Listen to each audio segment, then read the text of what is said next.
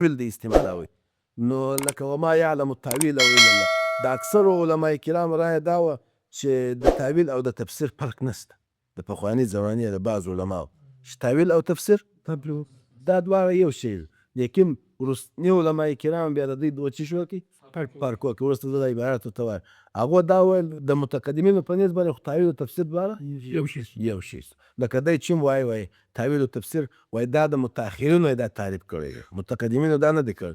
نو اول دا خبره ده چې د متقدمینو او متأخرینو په مابین په نسبت باندې د تاویل او تفسیر کسر څه نشته. دویم دا دی چې متأخرین او متأخرین چې د تاویل او د تفسیر فرق کوي، هغه فرق دا رقم کوي چې تاویل چې دی هغه تاویل دې ته ویل کېږي چې تفسیر یقیني. تفسیر څه یقیني، چې تفسیر معنا څه چې د خدای پاک مراد چې دی د لفظ څه هغه یقیني، چې کومه معنا یې مراد ده دا یقیني. ولې تفسیر چې ته کوې یا به د قرآن څه پر دې باندې دلیل پیښه، یا به د حدیث څه پیښه، یا به د اجماع امت. او تاویل چې دی دا اجتهادي. تاویل اجتهادي څه معنا چې یو لفظ دی هغه د ډېرو معناو احتمال لري. اوس یو مجتهد راولاړ شي دی په خپل اجتهاد سره و یو معنا ته څه ورکړي، هغه ترجیح چې د هغه ورکړي، نو دې ته ویل کېږي څه. اوس نو دی څه وایي، نو دی وایي الفرق بین التفسیر والتاویل اختلف العلماء في الفرق بين التفسير والتاويل وعلى ضوء ما سبق في معنى التفسير نستطيع أن نستخلص أهم الآراء فيما يأتي.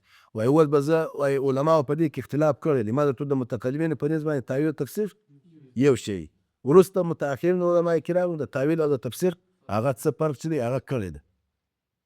نو یو فرق چې دی هغه دوی وایي دا دی چې اول دی وایي د هغه خلاصه به زه درته ذکر کړم، هغه هم رایي. اول اذا قلنا ان التاویل هو تفسیر الكلام وبیان معناه، چې کله موږ دا ووایو چې تاویل خو د هغه تفسیر د کلام ته وایي او بیان د معنا ته، نو فالتاویل والتفسیر على هذا متقاربان او مترادفان. د دغه تعریف موافق چې د تاویل ترجمه په تفسیر سره وکړي، نو بیا تاویل او د تفسیر په مابین څه نه راغلی پر یو شی. دویم دا دی واذا قلنا ان التاویل هو نفس المراد بالکلام، چې تاویل دې ته ویل کېږي چې له کلامه څه ستا کوم مقصود دی. تاویل وایي هغه نفس د کلام چې کوم مراد دی هغه نفس مراد راخستل. نو په تاویل طلب نفس الفعل مطلوب و تاویل خبر نفس الشیء المخبر به، چې خدای پاک امر کړی د امر څه مقصود چې تاویل فعل مامور به د خبره څه هغه شی مخبر به. نو فعلى هذا يكون الفرق كبيرا بين التفسير والتاويل. بیا نو د تفسیر او د تاویل فرق سته. ولې؟ لأن التفسیر چې دی شرح و ایضاح للکلام، تفسیر دې ته ویل کېږي د لفظ وضاحت او شرح کول. ويكون وجوده في الذهن، او د دغه معنا وجود چیرې په ذهن کې بتعقل چې تا تصور کړي، و په لسان بالعبارة الدالة علیه، او په ژبه باندې ته صرف الفاظ ذکر کړي هغه معنا یې چیرې په ذهن کې. اما التاویل چې دی فهو نفس الامور الموجوده في الخارج، تاویل نفس دغه امور موجوده ورته وایي. دا یو فرق. فاذا قیل چې کله څوک وایي طلعت الشمس لمر راوختی، نو د دې تاویل معنا یې څه ده؟ نفس طولانه عقل تفسير تدا ضرورت لري. وهذا هو الغالب في لغة القرآن كما تقدم. قال الله تعالى أم يقولون افتراه قل فاتوا بسورة مثله وادعوا من استطعتم من دون الله إن كنتم صادقين بل كذبوا بما لم يحيطوا بعلمه ولما يأتيهم تاويله. ګور الله تعالی وایي که شی ته په قرآن کې دا شک کوئ که د قرآن کریم په تاویل باندې نه یاست. په تاویل معنا د قرآن کریم په هغه اصلي معنا مراده. دریم قول وقیل چابه التفسیر چې ما وقع مبینا في کتاب الله تعالی او معینا في صحیح السنه. وایي تفسیر هغه ته ویل کېږي چې د قرآن کریم وضاحت وکړي او د قرآن کریم یو معنا تا در وښیي په صحیح سند سره، یا ان معناه قد ظهر. والتاویل چې د ما استنبط العلماء، تاویل بیا هغه معنا ته ویل کېږي چې علما وایي چې کړي. نو په دې وجه سره علما کرام وایي تفسیر هغه ته ویل کېږي چې تعلق د روایت پورې لري، تاویل هغه ته ویل کېږي چې تعلق د درایت پورې لري.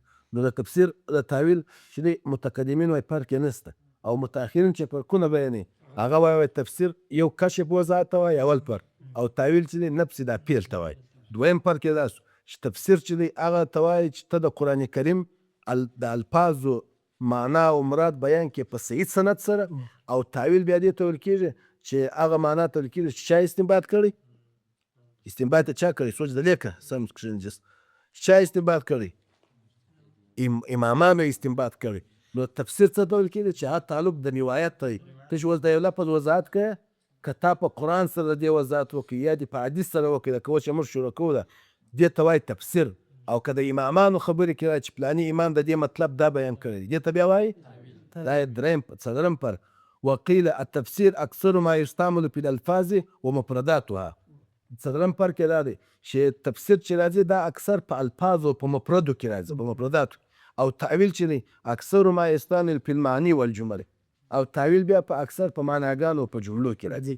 نو تفسیر په چا کې راځي؟ تفسیر چې دی په الفاظو کې راځي او تعویل چې دی په چا کې راځي؟ هغه په معناګانو کې. نو لہذا خلاصه دا سوه څو فرقونه سوه د تفسیر او د تعویل؟ څلور فرقونه سوه. او متقدمین علما کرام خو دا فرمایي چې فرق یې څه ده؟ نشته نه. ولې نشته فرق؟ ځکه دوی په قرآن او په حدیث کې د دوی په نیز باندې په یوه معنا استعمالوي. وروسته متأخرین بیا د دې په مابین کې څه شوه کې فرق. اول فرق یې څه دی چې تفسیر چې دی هغه بیان او کشف ته وایي، د هغه معنا چې عقلي په ذهن کې دی الفاظ. او تعویل چې دی نفسي دا شی موجود دا فعل موجود ته وایي. او دویم نمبر تفسیر چې دی هغه د هغه د قرآن کریم د الفاظو دپاره راځي چې هغه یقیني او قطعي، یعنی ته د لفظ د معنا بیان کې په صحیح سند په روایت په سنت سره. او تعویل بیا ته کېږي چې چای هغه معنا ده امامان استنباط کړ. دریم فرق چې د تعویل او تعویل چې دی په چا کې معنا او په جملو کې چې دی هغه راځي. او بل دا چې تعویل چې تفسیر په روایاتو سره راځي او تعویل چې دی د روایت سره ده. او بل دا چې تفسیر چې دی هغه د مفردو الفاظ دپاره راځي. تعویل په هغه لفظ کې راځي چې هغه د ډېرو معناو احتمال ده. تعویل په چا کې راځي؟ هغه د ډېرو معناو احتمال دی. تعویل په چا کې راځي؟ چې یو لفظ لکه قرو لفظ و د ډېرو معناو احتمال دی. ته راولاړ سې یوه معنا ته ترجیح ورکړې، دا ته دوی وایي تعویل. متقدمین و دې ته هم تفسیر وایي، متأخرین و دې ته څه وایي؟ تعویل چې دی هغه وایي. ښه دا خو دا خبره شو. دی وایي شرف التفسیر، شرافت د علم تفسیر. په ټولو علومو کې د ټولو اشرف ترینه علم کوم یو دی؟ تفسیر. هغه علم التفسیر دی. وایي والتفسیر من اجل علوم الشریعة وارفاعها قدرا وهو اشرف العلوم موضوعا وغرضا وحاجة الیه. لأن موضوعه دا خو د علم تفسیر تعریف موږ وکړي. د علم تفسیر موضوع چې ده شوکت اخوند د علم تفسیر موضوع چې ده هغه چې دی موضوع د علم تفسیر چې ده هغه شرافت. ګور علم تفسیر چې دی په تمام علومو کې ولې اشرف دی؟ ځکه دا د تمام علومو بنیاد دی قرآن. د تفسیر تعلق یو علم چې اشرف ګرځي خو په موضوع سره ګرځي. نو د علم تفسیر موضوع چې قرآن او قرآن بر تمام کلامو د تمام کتابو افضل دی کنه. نو کوم علم چې د قرآن سره تعلق لري هغه هم در تمام کتابو چې هغه به افضل دی.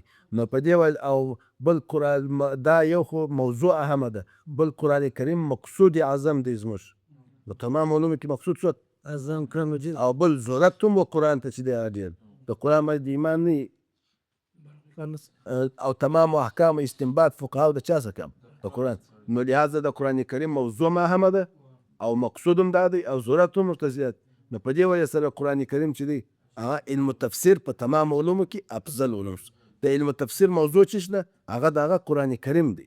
د قرآن کریم الفاظ دا د دې چې هغه موضوع ده. غرض یې چې دی د قرآن کریم د الفاظو فهم. دا غرض قریب د قرآن کریم د الفاظو او غرض باید څه دی؟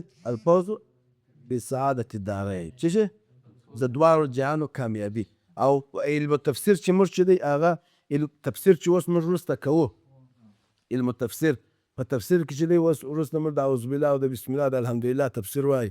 په دې کې چې موږ د یو لفظ تفسیر کوو استمداد تفسیر چې دی هغه به منابع تفسیر چې بولي. دا منابع د تفسیر چې دی دا څو دي؟ یعنی ته چې د یو لفظ تفسیر کوې په دې کې به هغه کله کله تفسیر د قرآن په قرآن سره وشي. کله تفسیر د قرآن یو آیت د بل آیت وضاحت. او دویم نمبر کله تفسیر د قرآن د په حدیث سره وشي. دریم نمبر کله تفسیر د قرآن موږ کوو په قول صحابي سره. څلورم نمبر کله تفسیر د قرآن موږ کوو په قول تابعي سره. څلور شوه. پنځم نمبر کله موږ تفسیر کوو په اعتبار د لغت تعارف سره. کله یو مفسر د یو آیت د یو لفظ تفسیر وکړي کوم لغت کوم د لغتو هغه اصلي د هغه اصلي عربو چې کوم لغت و د اوس عربو دا نه هغه زمانه کې چې د هغه اصلي عربو کوم لغات و دی دا لفظ د کومې معنا دپاره استعمالوي نو کله کله یو مفسر تفسیر تاته وکړي د لفظ وضاحت تاته وکړي چې د دې لفظ څه دا مراد دی ولې پر هغه باندې صحیح آیات و حدیثو دا نه وي یقین دی وایي د دې لفظ مطلب دا دی ځکه ما د عربو وکتل زه په عربو کې وګرځېدم ما پوښتنه چې وکړه چې د دې لفظ څه ته څه مرادوي هغو راته وویله چې زموږ په اصطلاح باندې د دې څه مطلب دا ده نو دا ته وایي منابع التفسیر خمسه د تفسیر منابع څو دي یا ماخذ د تفسیر یا استمداد د تفسیر چې ته په علم تفسیر کې استمداد سینه یا ته تفسیر کوې ستا تفسیر بنیاد به څو شیان شي تفسیر د قرآن یا به یو آیات تفسیر په قرآن سره کوي اول په حدیث سره دریم قول صحابي پنځم شپږم لغات یاد او کله کله به د شپږم هم بعضې علما کرام وایي چې دا کتب د علوم القرآن مقدمات د تفسیر و دا چې دا به ګورئ خو به هر حال تفسیر چې موږ کوو هغه په پنځو شیانو سره کوو وروسته به تفسیر موږ شروع کړو انشاءالله دا د تفسیر بیا موږ وایو چې د دې آیت تفسیر موږ دا وکړئ دا په قرآن کې په دغه آیت ترجمه چې اوس موږ دا وکړه دا په پلاني آیات ثابته ده دا په پلاني حدیث ثابته ده دا په قول صحابي وایي د دې معنا دا ده تابعي وایي دا معنا ده او یا لغت عرب وایي معنا یې ده نسبي او دا چې دی اوس چې یو څوک تفسیر چې دی هغه کوي دا دویمه پیدا ده درېیمه چې یو مفسر دی د مفسر شرایط چې څوک تفسیر کوي هر څوک به تفسیر کوي د مفسر دپاره دا د عنوان یې ښه دی ګوره شروط المفسر و آدابه شروط ته چا وایي اول شرط یې زه به خلاصه ته وایم ګوره اول شرط دا دی عقیده به یې سمه زده وي عقیده به یې سمه وي صحة الاعتقاد عقیده به برابره هو دویم دا دی نفس خواهشاتو څخه ځان ساتل او بل دا دی اول چې دی تفسیر کوي په دا رقم ترتیب باندې به تفسیر کوي لکه ما چې ته یې یعنې د آیات تفسیر به اول دی په چا سره کوي یا د حدیث که په هغه کې نو یا په حدیث سره بیا تسجیل بیا حدیث سازم بیا تادیب بیا تجدید بیا به لغت عرب ته راځي او بل دا دی اتم نمبر شرط دا دی چې د به هغه علوم و علم به زده چې هغه د قرآن کریم سره تعلق لري لکه علم النحو علم الصرف علم معانی علم التوحید علم الکلام علم الناسخ والمسوخ علم القراءات دا به ټول د زده بیا به د چیش کی تفسیر که دا نه وي زده بیا نو تفسیر نشي کولی بیا خو نه یو ملا لرغون دی او کوم څوک چې تفسیر و تفسیر کوي یا یې وایي د هغو آداب ویني آداب المفسر د عنوان ورکړی دی کنه اول ادب یې چیش دی د نیت دویم اخلاق دی صحیح دریم نمبر الامتثال والعمل څونه کله عمل تفسیر دی وایي په هغه به عمل کوي او بل حق د صدق او د ضبط چې دا چې کوم شی دی وایي دا به ضبطوي او رښتیا خبرې وي او بل تواضع واللین الجانب یعنی هغه نرموالی د ملګري سره نرمي کول ډکي و تنبیه او ځان ته ولې په من حق العالم ان یترفع عن صفات نفس ته به عزت ورکوي دا سپک کارونه به بیا ته نه کوي چې ته تفسیر وایه بیا نه یا وایي ته څه سپکتوب سپک کېږي بیا به دا سپکتوب چې دی دا نه کوي او تفسیر چې وایه بل ادب الجهر بالحق دا کومې خبرې چې تا واورېده بیا به د دې اعلان کوي و خلکو چې دا